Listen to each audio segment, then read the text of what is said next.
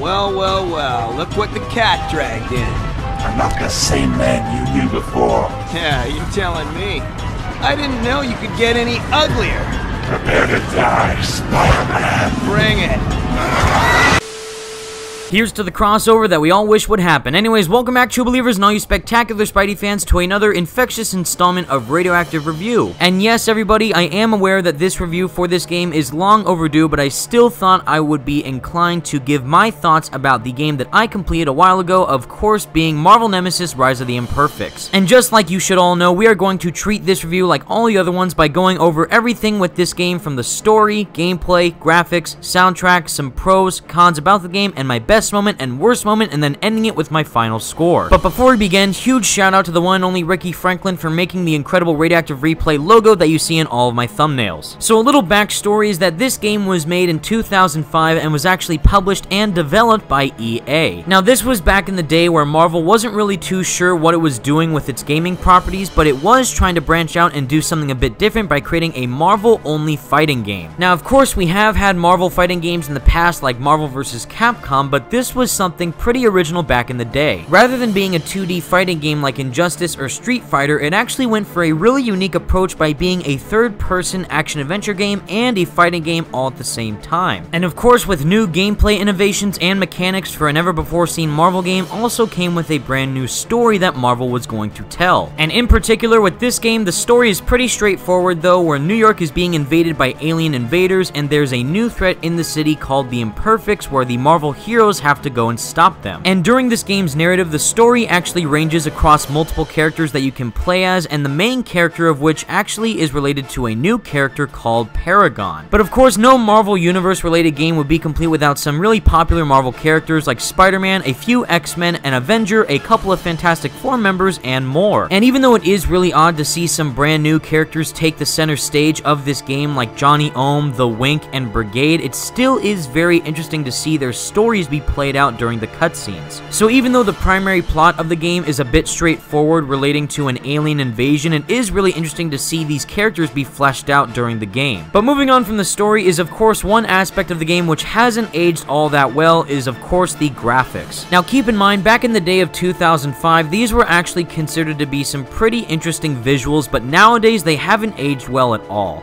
It's very obvious to see that EA took a very dark and gritty approach when it came to making this game's visuals, but it actually kind of backfired on them when making some of the character models. You see, even though the areas that you can fight in during the game, like the Daily Bugle, the Avengers Mansion, and even some alien corridors, all look well detailed, the characters themselves look a bit strange with their textures. And specifically relating to the main antagonist of the game, Niles Van Rokel, his skin textures look way off. Plus, this also goes for a few characters that are featured within the game's main story like Wolverine, The Wink, and even sadly Spider-Man. And considering how EA was seen as a pretty good developer and publisher back in the day, it's actually a bit disappointing to see how they handled the game's graphics, knowing that they could have done a better job of it if they just took more time. However, the one thing that I can easily say makes up for the pretty subpar graphics is the incredible soundtrack that this game features. And I'll just say it right now, one of my best moments about this game hands down goes to the incredible score that was made for it. Almost every character that you play as, along with the stages that you fight in, features a specific theme tailored to them. And one of the reasons why I love the soundtrack so much is because of how various it is within different parts of the game. Some parts of the game's soundtrack could either be very energetic and fast-paced, while other times it could be a bit more somber and a tad bit depressing. But seeing how adequate the game's soundtrack is, along with all the unique gameplay mechanics that it features, that easily is one of the most redeemable qualities about Marvel Nemesis. And with that quick summary out of the way, we are going into the pros and cons that I have with this game. So with only 2 points on the list, I'm actually going to start off with the cons first, and the main one that I want to discuss about is actually how dark the game is. Now, I'm not talking about dark in the sense of story tone, but I'm actually talking about dark in terms of the graphic quality of this game. Almost every single shot of this game is very dim-lighted, and that actually goes a long way in terms of the visual quality that this game has. Now, specifically, if you're fighting in an arena that takes place on the streets of New York or on top of a rooftop, the area surrounding it is either always taking place in the nighttime or late time of day. And adding on to the graphics already being subpar, the dull lighting makes it even worse to look at. And sad to say, even some parts of the game game where you explore indoor areas like the Avengers Mansion or the Alien Hideout, they look very badly detailed. So even though this is a very intriguing game, the visual aesthetic that it holds isn't at its best quality that it should be. And even though that's just one con, that is a very big con on the list. But moving on to the last con that I have for Marvel Nemesis is that sadly the game is very repetitive. You can only go so far when it comes to linear fighting games, but specifically with this one and the missions that you have with different characters, you basically do the same thing over and over again. Basically, when you're choosing a certain mission that you should do, it either goes to one of three possibilities. The first possibility is that the main mission would be an endurance round where you have to take out all the enemies required of you. Or the second possibility, which is my least favorite one, are specifically related to time trials. This one is pretty self-explanatory because you have to take out a certain amount of enemies in a certain amount of time. And the final possibility is that you could go into a straight-up boss fight in the game. This could either range from you playing as a hero to take on an imperfect, or even playing as an imperfect to take out a hero. So even though there are variety within the missions, they do get very repetitive after playing them for a while. Now, even though that's the end of the cons on this list, they still are pretty big negative factors relating to this game. But moving on to the pros that I have for this game are actually three specific ones that do make up for the cons. And the first pro on the list relates to the variety of characters that you can play as within the game. Now, even though the graphic quality of the game isn't the best and the story is a bit dull, it is extremely fun to play as various Marvel characters within this game's universe, even the Imperfects themselves. And the reason why that is because no one character is the same compared to any other character on this game's roster. Not only does that go for playing as some of your favorite Marvel heroes like Spider-Man, the Fantastic Four, the X-Men, and more, but it also goes to the unique power sets that each character has. And compared to other fighting games, this is one of the few fighting games where they actually have very unique mechanics implemented within their combat systems. So mainly for Marvel Nemesis is that each character has their own standard moveset along with their super-powered moveset. So mainly relating to my favorite character of the game, Spider-Man's moveset, is that Peter can go back and forth between using standard acrobatic flips along with a super-powered web attack. And not only that, but each character's powers are unique in their own respective way when fighting different enemies in the game. So even though Spider-Man has super strength, he's not as strong as Venom is, where he can grab bigger objects than Peter can. And alongside of that, each character has their own unique mobility abilities attached to them. So for example, if you hold down L1 as Wolverine, you'll mainly sprint along with doing some cool wall runs. But if you're playing as a flying character like Iron Man or Storm, you'll actually be able to fly around the arena. And primarily, my favorite mobility move has to go towards Spider-Man, Venom, and Hazmat, where you can web swing around the arena as freely as you want to. And seeing how you're able to mix and match all these fighting styles with the unique movesets that each character has, like grabbing, dodging, jumping, finishing moves, and more, shows how varied the combat system in this game is. And what adds more diversity from this game to the other fighting games out there is specifically the 3D environments that you can fully run around in and explore. Now, like I mentioned earlier, this is very different from your standard 2D fighting game like Injustice or Street Fighter, but it's something really unique in that regard. But mainly to relate this game's fighting to another fighting game that I'm really fond of is actually the Soul Calibur series. Now, just like Soul Calibur, you're able to fully explore the arena that you're fighting in, but unlike Soul Calibur, this takes it up a notch. Rather than just fighting in a simple 3D arena, you're actually able to make use of all the assets that are located within the fighting stage that you're taking place in. This can range from using environmental objects in the arena like throwing rocks, barrels, or newsstands, but you can also use the walls for environmental takedowns if you want to. And if you're using a character that you're extremely fond of, you're gonna have an even better time when taking out your enemies in each arena. So even though the visual representation of the game isn't at its best, the gameplay mechanics themselves are pretty darn fun to execute. And with that out of the way, we are going on to the best moment and worst moment of this game. Now, surprisingly enough, the best moment that I have for this game are all the original characters that are featured within it. Back in the day of 2005, this was something very new and bold for a game developer to do, is flat out create brand new characters that we've never seen before just for this game. And even though after this game was released, we never heard of the Imperfects again, this was originally supposed to be a series of Marvel Nemesis games. So even though the story for this game didn't go anywhere, I still do appreciate the bold attempt to trying to create a brand new original universe. But easily relating to my worst moment for this game is obviously that it is way too short. Once again, this is a linear-based story-driven fighting game, so there are no other side missions or anything to do after you complete the main story other than just fighting as different characters. And even though the main premise of Marvel Nemesis is to be a fighting game where you can just fight another player back and forth, the story itself isn't that intriguing to fully grasp you into this game's world. So basically, once you complete the main narrative of Marvel Nemesis, there's no other real reason to go back and play the game other than fighting computers or your friend in the game's versus mode. Now, even though I personally really like this game, the majority of other people would mainly choose Marvel vs. Capcom over Marvel Nemesis any day of the week. And seeing how the game has has a pretty short story and not that well detailed graphics, but pretty fun gameplay mechanics, I will overall give this game a solid 7 out of 10. Seeing how this is a fully original Marvel-only fighting game, it is pretty unique in the other Marvel games that are out there, but for the other people that play this game, they didn't really like it too much, and thus giving it a lower score than what you usually would. And even though I personally prefer this game over Marvel vs. Capcom, it still deserves an average score given all the reasons I stated prior. But anyways guys, that's the end of my Radioactive review for Marvel Nemesis Rise of the Imperfects. Let me know all your thoughts in the comment section down below, and what would you rate Marvel Nemesis Rise of the Imperfects yourself? Are you really fond of this Marvel fighting game, or would you prefer another fighting game like Marvel vs. Capcom? Either way, please let me know all your thoughts in the comment section down below, because I would love to read what you guys think about this really intriguing game. But anyways guys, thank you all so much for watching. Stay spectacular, Spidey fans. Peace out.